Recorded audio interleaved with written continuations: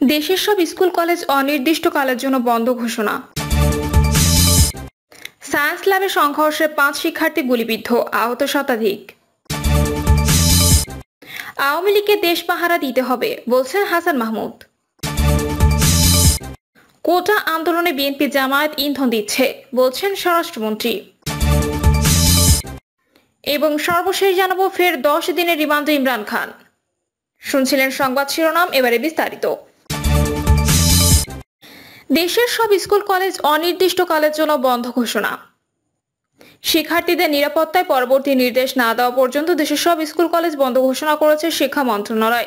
শিক্ষা মন্ত্রণালয়ের তথ্য জনসংযোগ কর্মকর্তা এম এ খায়ের স্বাক্ষরিত এক প্রেস বিজ্ঞপ্তিতে একথা বলা হয়েছে। এতে বলা হয়, বিদ্যালয় ও কলেজগামী শিক্ষার্থীদের নিরাপত্তার বিষয়টি বিবেচনায় নিয়ে শিক্ষা মন্ত্রণালয়ের আওতাধীন মাধ্যমিক ও উচ্চ মাধ্যমিক পর্যায়ের সব শিক্ষা প্রতিষ্ঠান এবং পলিটেকনিক ইনস্টিটিউট সমূহের শ্রেণী কার্যক্রম পরবর্তী নির্দেশ না দেওয়া পর্যন্ত বন্ধ থাকবে।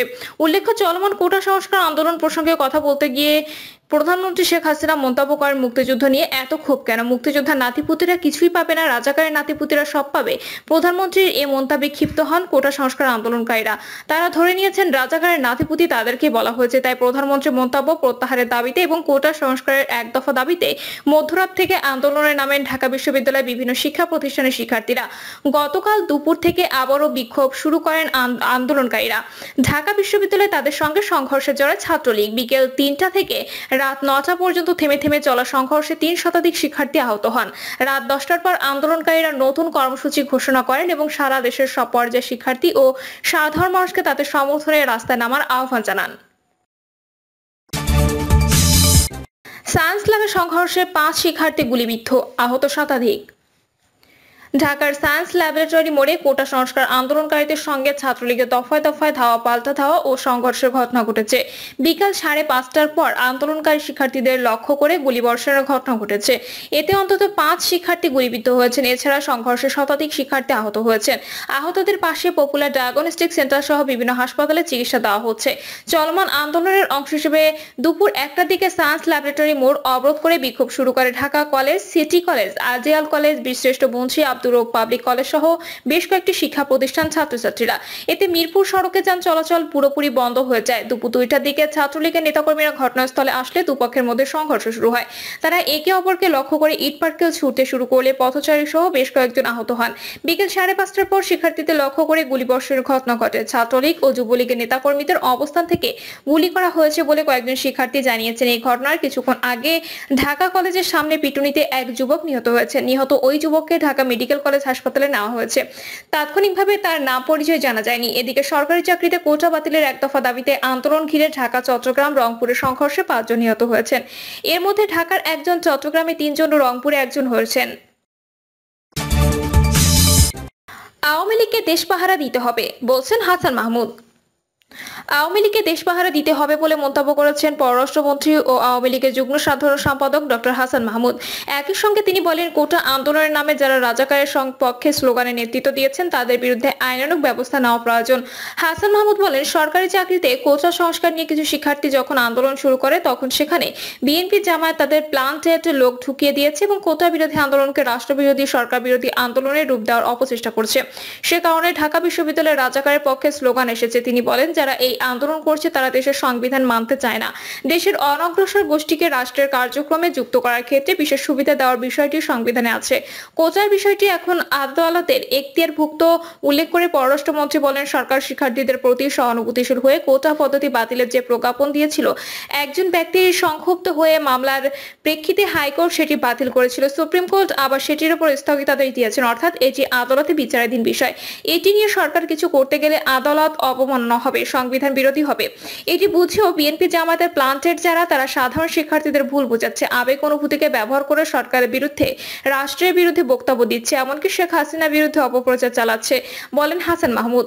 প্রধানমন্ত্রী শেখ হাসিনার সাম্প্রতিক চীন সফর থেকে ফিরে সংবাদ সম্মেলনে কোটা নিয়ে যে বক্তব্য দিয়েছেন সেটিকে বিকৃতভাবে উপস্থাপন করা হচ্ছে উল্লেখ করে পররাষ্ট্রমন্ত্রী বলেন, প্রধানমন্ত্রী স্পষ্ট বলেছেন, বিষয়টি যখন আদালতে বিচারাধীন তখন এ বিষয়ে সরকারের কিছু করার নেই। আদালত যেভাবে নির্দেশনা দেবেন সরকার সেই মোতাবেক কাজ করবে। এটি বুঝে উদ্যতপূর্ণ স্লোগান, আন্দোলন, এগুলো আদালত অবমাননার শামিল। সংবিধানের প্রতি বৃদ্ধাঙ্গুলি প্রদর্শন মুক্তিযুদ্ধের চেতনার বেদিমূলে চপেটাঘাত। সুতরাং যারা রাজাকারের পক্ষে স্লোগানের নেতৃত্ব দিয়েছেন তাদের চিহ্নিত করার কাজ চলছে। আমি দৃঢ়ভাবে বিশ্বাস করি মুক্তিযুদ্ধের চেতনাকে সমুন্নত রাখতে আইন আদালতের মর্যাদা রক্ষার্থে এদের বিরুদ্ধে আইনানুগ ব্যবস্থা নেওয়া প্রয়োজন বলে হাসান মাহমুদ। আওয়ামী লীগের এই যুগ্ম সাধারণ সম্পাদক বলেন, আজ নারী শিক্ষার্থীরা রাস্তায় দাঁড়িয়েছেন নারী কোটা রক্ষার জন্য, বীর মুক্তিযোদ্ধাদের সন্তানরা দাঁড়িয়েছেন মুক্তিযোদ্ধা কোটার জন্য, চাকমা মারমা সহ ক্ষুদ্র নৃগোষ্ঠীও তাদের কোটার জন্য দাঁড়িয়েছে। সময় আওয়ামী লীগকে দেশ পাহারা দিতে হবে উল্লেখ করে পররাষ্ট্রমন্ত্রী বলেন, যারা নির্বাচন ভণ্ডুল করতে চেয়েছিল সেটি না পেরে কখনো কোটা কখনো তেল গ্যাসের মধ্যে ঢুকছে। আর আমরা নির্বাচনের আগে রাজপথে থেকেছি, জয়লাভ করেছি বলে ঘরে বসে থাকা নয়, এখন দেশ পাহারা দিতে হবে। মুক্তিযুদ্ধ বিরোধী দেশ বিরোধী অপশক্তি যখন দেশের বিরুদ্ধে ষড়যন্ত্রে লিপ্ত তরুণদের বিভ্রান্ত করার অপচেষ্টা করছে, মুক্তিযুদ্ধের চেতনার বেদিমূলে আঘাত হানার চেষ্টা করছে, তাদের রুখে দিতে রাজপথে থাকতে হবে, দেশ পাহারা দিতে হবে। কোটা আন্দোলনে বিএনপি জামায়াত ইন্ধন দিচ্ছে বলছেন স্বরাষ্ট্রমন্ত্রী। স্বরাষ্ট্রমন্ত্রী আসাদুজ্জামান খান কামাল বলেছেন, কোটা আন্দোলনে বিএনপি জামায়াত ইন্ধন দিচ্ছে। তারা নির্বাচনে আসে না, বাইরে থেকে হইচই করে। তবে আন্দোলনকারীরা কোনো ধরনের ধ্বংসাত্মক কাজ করলে ব্যবস্থা নেওয়া হবে। এই আন্দোলনে বিভিন্ন মহল থেকে উস্কানি দেওয়া হচ্ছে, যা তারা যেন আন্দোলন ছেড়ে ফিরে আসে, শিক্ষার্থীরা যেন ধ্বংসাত্মক কার্যক্রমে লিপ্ত না হয়। আদালতের উপর ভরসা রাখার আহ্বান জানিয়ে স্বরাষ্ট্রমন্ত্রী বলেন, ছাত্ররা কারো শেখানো বুলি বলছে, এগুলো তাদের নিজেদের বুলি না, তারা ভুল করছে। আমি মনে করি আদালতে গিয়ে তারা তাদের কথা বলুক। তিনি বলেন, শিক্ষার্থীদের অনেকে অপরিপক্ক। আওয়ামী লীগের সাধারণ সম্পাদক ওবায়দুল কাদের বলেছেন, অনেকে ঘোলা পানিতে মাছ শিকারের চেষ্টা করছে, তারা লেগে গিয়েছে শিক্ষার্থীদের মোটিভেট করা, সেটাও তিনি স্পষ্ট করে বলেছেন। স্বরাষ্ট্রমন্ত্রী আরো বলেন, বিএনপি জামায়াত যারা নির্বাচনে আসে না, বাইরে থেকে হইচই করে, তারাও এর পেছনে ইন্ধন দিতে পারে। এটা আমাদের সাধারণ সম্পাদক বলেছেন, সবকিছুই হতে পারে। আমরা মনে করি তারা আমাদের নতুন প্রজন্ম, এরা সঠিক পথে যাবে। এখনো পর্যন্ত আমরা ধৈর্য ধরে আছি। তারা যদি কোনো ধ্বংসাত্মক কাজে নেমেই আসে, তখন আমাদের কাজটি আমরা করব। আগেও বলেছি, জনগণের দুর্ভোগ যাতে না হয় সে ব্যবস্থা যাতে তারা করে, তারা দেশের ভবিষ্যৎ, তাদেরও দায়িত্ব আছে। ফের 10 দিনের রিমান্ডে ইমরান খান। পাকিস্তান তেহরিক ইনসাফের প্রতিষ্ঠাতা ও দেশটির সাবেক প্রধানমন্ত্রী ইমরান খানকে 10 দিনের রিমান্ডে পাঠিয়েছে লাহোরের সন্ত্রাস বিরোধী আদালত। তার বিরুদ্ধে সারোয়ার রোড, গুলবার্গ, রেসকোর্স, সাতমান, মুঘলপুরা এবং মডেল টাউন সহ বিভিন্ন থানায় দায়ের করা একাধিক মামলার এই রিমান্ডে নেওয়া হয়েছে। খবর সামা টিভির। ইমরান খানকে ব্যক্তিগতভাবে হাজির না করার জন্য প্রসিকিউটর নিরাপত্তাজনিত উদ্বেগের কথা উল্লেখ করায় তাকে একটি ভিডিও লিঙ্কের মাধ্যমে আদালতে হাজির করা হয়েছিল। শুনানিতে ইমরান খান জানান, তিনি 9 মের ঘটনার বিচার বিভাগীয় তদন্তের অনুরোধ করেছেন এবং এই বিষয়ে পাকিস্তানের প্রধান বিচারপতিকে হস্তক্ষেপ করার আহ্বান জানিয়েছেন। 9 মের দাঙ্গায় জড়িত থাকার কথা অস্বীকার করে পিটিআই প্রতিষ্ঠাতা বলেন, আমার 28 বছরের ইতিহাসে আমি কখনো সহিংসতার উস্কানি দেইনি। এর আগে ইমরান খান তোষাখানা মামলার শুনানিকালে জাতীয় জবাবদিহি ব্যুরো চেয়ারম্যানের সমালোচনা করেছেন। তিনি বলেন, আমাকে জেলে রাখেন কিন্তু আমার স্ত্রীকে মুক্তি দেন, তাকে কেন আটকে রেখেছেন? শুধু তাকে কষ্ট দেওয়ার জন্য বুশরা বিবিকে কারারুদ্ধ করা হয়েছে বলে মন্তব্য করেন ইমরান খান ও তার স্ত্রী বুশরা বিবি। সম্প্রতি বেআইনি বিবাহ সংক্রান্ত একটি বড় মামলার খালাস পান, তবে এর মাত্র কয়েক ঘন্টা পরই তাকে আরেকটি মামলায় গ্রেপ্তার দেখানো হয়। প্রিয় দর্শক, এই ছিল এখনকার সর্বশেষ সংবাদ। আপডেট সব সংবাদ পেতে চ্যানেলটি সাবস্ক্রাইব করে বেল আইকনটি ক্লিক করে রাখুন।